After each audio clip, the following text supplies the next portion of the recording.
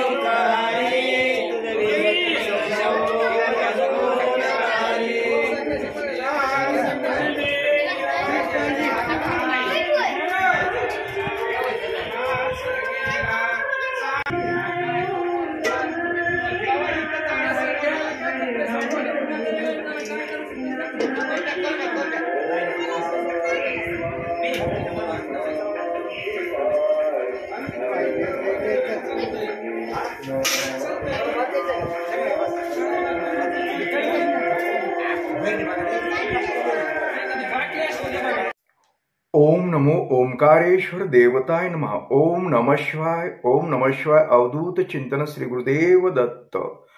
मंडळी, आज सोमवार, त्यानिमित्त प्रत्येक सोमवारी आपण जी यूट्यूबद्वारे जोडलेली मंडळी आहे त्यांचे अभिषेक करत असतो। त्यांचे अभिषेक केले गेले आणि विशेष म्हणजे ज्यांची मनोकामना पूर्ण झाली, ज्यांनी का वाळूचं शिवलिंग बनवून पूजा करतात, मनोकामना पूर्ण पूजा म्हणून, ती पूजा करत असताना त्यांच्या पूजेला फळ प्राप्त झालं, त्यांची इच्छा पूर्ण झाली। त्यानंतर एक आपल्याकडे मनोकामना पूर्ण शिवपूजा म्हणून एक पूजा असते, ज्याची का मनोकामना पूर्ण झाल्यानंतर ती पूजा केली जाते। अशा या सोमवारी 3 पूजा झाल्या। सर्वप्रथम सांगतो की ओंकार नागवेकर गोवा या मुलाचं परदेशात जाण्यासाठी त्यांच्या आईकडून आपल्या इथे शिवपूजा करण्यात येत होती 1 महिन्यापासून। तर त्यांच्या पूजेला यश आलं आणि त्यांच्या मुलांसाठी जो विजा असतो तो परदेशात जाण्याचा तो मिळाला आहे काल, म्हणून त्याच्यासाठी पूजा केली गेली। आणि दुसरी गोष्ट, सुनीता सर पोद्दार या मुलीचं लग्नाच्या संदर्भात तिने मनोकामना पूजा करत होती आणि ती पूजा सफल झाली, तिचं लग्न जमलं, म्हणून एक मनोकामना पूजा करण्यात आली। त्यानंतर शर्मिला भोसले हिच्या संततीच्या बाबतीत, तिला 7-8 वर्ष झालं लग्न होऊन संतती होत नव्हती, काही प्रॉब्लेम होते, तर तिने ते पूजा मांडली, मनोकामना पूजा मांडली आणि ती पूजा सफल झाली, तिला बाळ झालं, तर त्याकरता एक मनोकामना पूजा होती। आता मंडळी, तुम्ही सुद्धा खूप मंडळी मनोकामना शिवपूजा करत असतात सोमवारी। एवढंच मला ओंकारेश्वर चरणी मागायचंय की तुमची सुद्धा मनोकामना पूर्ण व्हावो अशी मी प्रार्थना करतो। आता खूप मंडळी बऱ्याच दिवसापासून 2-2 वर्ष बी करतात, त्यांची का मनोकामना पूर्ण होत नाही, या लोकांची का लवकर होते, असं सुद्धा तुम्हाला प्रश्न पडला असेल। प्रश्न असा असतो तुमचा की तुम्ही कुठेतरी चुकताय। ज्या वेळेस आपली मनोकामना पूर्ण होत नाही, पूजा मांडून सुद्धा आपण नाना प्रकारचे व्रत वैकल्य करतो आणि पूजा करतो, तरीही आपली मनोकामना पूर्ण होत नाही, तिथं आपण कुठेतरी चुकतो, लक्षात घ्या। मी खूप वेळा तुम्हाला सांगितलंय की तुम्ही एकाग्रता, तुम्ही धरसोडपणा करू नका।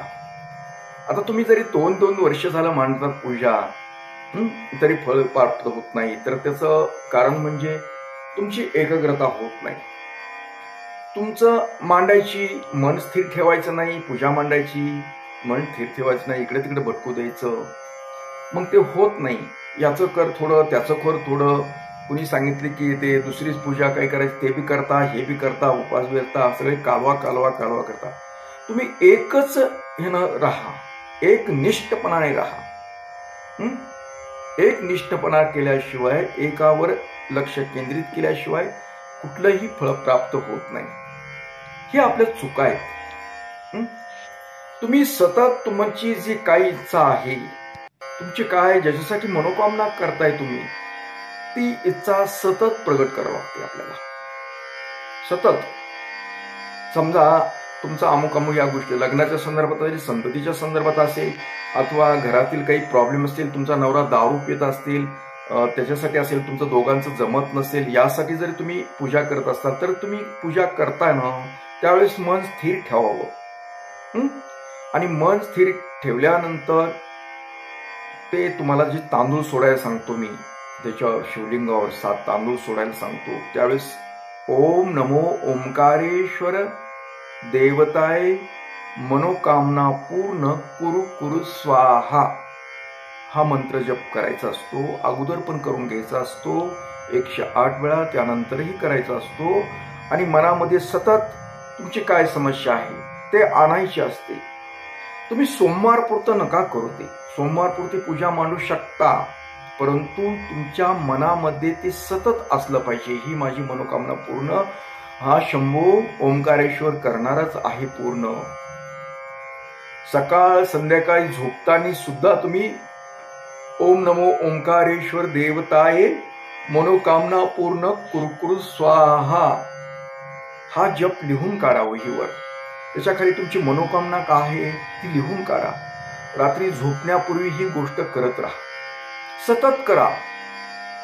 तुम्ही जर सतत मनातून केली, एकाग्रतेने केली ना, तर एक ना एक दिवस तुमची मनोकामना पूर्ण होतेच. कारण मी कितीतरी वर्षापासून ही मनोकामना पूजा सांगतोय आणि त्यांना आता मी एवढे लोक करताय, तुम्ही त्याच्यातून काही लोकांच्या सफल होतात, तुमच्या होत नाहीत, हे मला बी जरा अवघड वाटतं. खूप जण प्रश्न आहेत, आमची कसं काय, आम्ही कुठं चुकतो. अरे तुम्ही चुकता म्हणजे तुमचं मन स्थिर नाही. तुम्ही चुकता कुठं, तुमचं मन स्थिर नाही, देवावर तेवढा विश्वास नाही, एकावरच विश्वास ठेवावा लागतं, 17 करूनही कुठाने. ही गोष्ट आहे. एकाग्रता असल्याशिवाय, एकावर विश्वास असल्याशिवाय काही होत नाही. तुम्ही आता समजा कुणाला पूजा माहीत नसेल, ही कशी पूजा करायची, तुम्ही कुणाची करण्याची इच्छा जरी असेल, तर मला तुम्ही व्हॉट्सअपला मेसेज करा, जो नंबर आहे स्क्रीनवरला, त्याच्यावर व्हॉट्सअपला मनोकामना पूजा कशी करावी याची माहिती पाठवा म्हणून. मी त्याची माहिती, म्हणजे व्हिडिओ आहे जुना, तो व्हिडिओ मी तुम्हाला पाठवीन. तुम्ही पूजा करायला चालू करा आणि तुमचं मन स्थिर करा. हो, पहिलं तुमचं मन स्थिर नाही. मला सुद्धा दुःख वाटतं तुमचं, की तुम्ही एवढं करताय म्हणता आणि का होत नाही. कारण आम्ही बऱ्याच वेळेस काही गोष्टी केल्या की लगेच होतं सफल. आता बऱ्याच जणांसाठी मी तुमच्या समस्येसाठी मंत्र साधना करत असतो आणि ते सुद्धा काय होतं, काही जणांचं होतं, काही जणांचं काहीतरी अडकतं. फक्त एकच होतंय की ज्यावेळेस मी मंत्र साधना तुमच्यासाठी करतो, त्यावेळेस तुम्ही सुद्धा मंत्र साधना, तुम्हाला काय समस्या आहे ती मनात सतत आणायला पाहिजे आणि ती ओंकारेश्वर देवता ही पूर्ण करणार आहे हा विश्वास असला पाहिजे. हे महत्वाचं आहे.